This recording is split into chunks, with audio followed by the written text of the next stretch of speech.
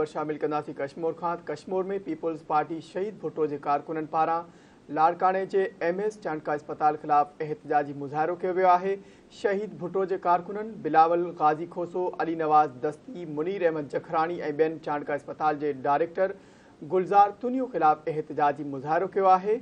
उन मौके ते कारकुननि चयो त कुछ वक़्त अॻु लाड़काने सिविल अस्पताल के MS डॉक्टर गुलज़ार तुनियो अस्पताल अमले की लापरवाही ऐं नांग कखण की वैक्सीन न मिलण सबब नींगे फौत थी वई हुई।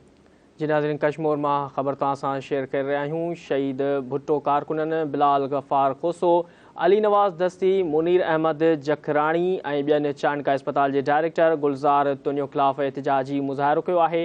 उन मौके ते कारकुननि चयो त कुछ वक़्त अॻु लाड़काने सिविल अस्पताल के MS डॉक्टर गुलनाज़ तुनियो ऐं अस्पताल अमले की लापरवाही ऐं नांग कखण की वैक्सीन न मिलण सबब नींगरी फौत थी वई हुई।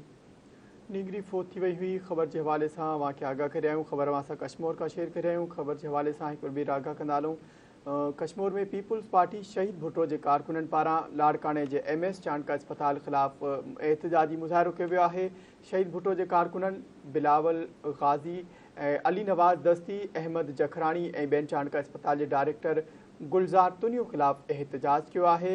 एहतजाज कंदड़ दौरान उन मौके ते कारकुननि चयो त कुछ वक़्त अॻु लाड़काने सिविल अस्पताल के MS डॉक्टर गुलज़ार तुनियो ऐं सिविल अस्पताल के अमले लापरवाही ऐं नांग कखण के वैक्सीन न मिलण सबब नींगरी फौत थी वई। तफ़सील मालूम कंदासीं। धरती TV कश्मीर जो रिपोर्टर जाम असगर चाचड़ असां सां लाइन ते मौजूद है। जी जाम असगर, छा तफ़सील आहिनि इन हवाले सां?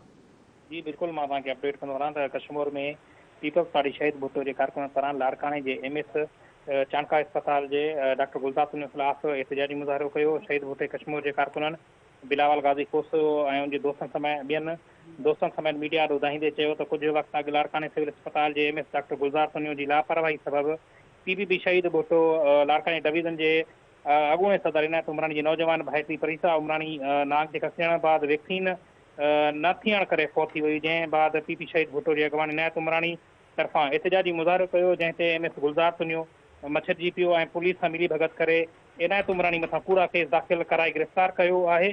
कश्मीर PPP शहीद भुट्टो के कारकुननि सिहत के वज़ीर Azra Pechuho, chief justice Sindh high court ऐं ॿियनि आला अफ़सरनि खां मुतालबो कियो आहे त लाड़काना चाणका सिविल अस्पताल के MS गुलज़ार तुनियो की नाक़ाबिज़ जो नोटिस वठंदे संदसि ख़िलाफ़ कार्रवाई कई वञे ऐं पीपल्स पार्टी शहीद भुट्टो के अॻवान डिवीज़न जाम असगर, वॾी महिरबानी आगाह कंदे। नाज़रीन, धरती TV कश्मीर जो रिपोर्टर जाम असगर असांखे आगाह करे रहियो हो।